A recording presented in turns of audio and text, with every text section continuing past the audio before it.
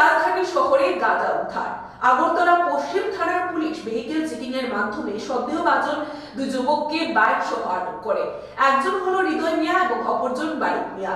তাদের কাছ থেকে 11 কেজি গাঁজা উদ্ধার করতে সক্ষম হয় পুলিশ, যার বাজার মূল্য আনুমানিক 70 থেকে 80,000 টাকা হবে বলে জানায় পুলিশ।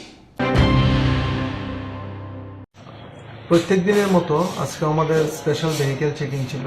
স্পেশাল ভেহিকেল চেকিং এর সময় একটা বাইক, পালসার বাইক TR07G 5370 বাইকটাকে আমরা আটক করি। আটক করার পর তার মধ্যে দুইজন লোক ছিল, হৃদয় মিয়া এবং মানিক মিয়া নামে দুইজন লোক ছিল। তাদের ব্যাগ থেকে তল্লাশি করে আমরা গাঁজাগুলি উদ্ধার করি।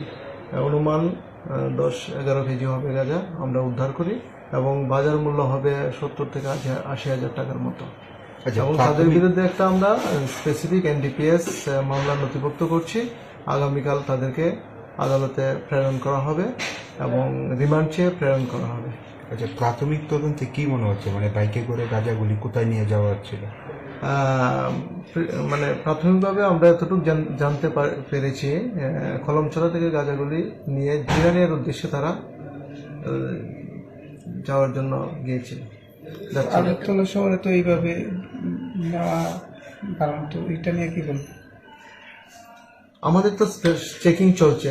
এই ধরনের অবৈধ কাজের সঙ্গে যারা যুক্ত আমরা প্রপারলি চেকিং করছি এবং আগামী দিনও আমাদের এই চেকিং জারি থাকবে এবং প্রপার অ্যাকশন আমরা নেব। যে দুইজনকে আটক করা হয়েছে তাদের নামটা কি বললেন? একজনের নাম হলো হৃদয় মিয়া আর একজনের নাম মানিক মিয়া। তাদের বাড়ি কোথায়?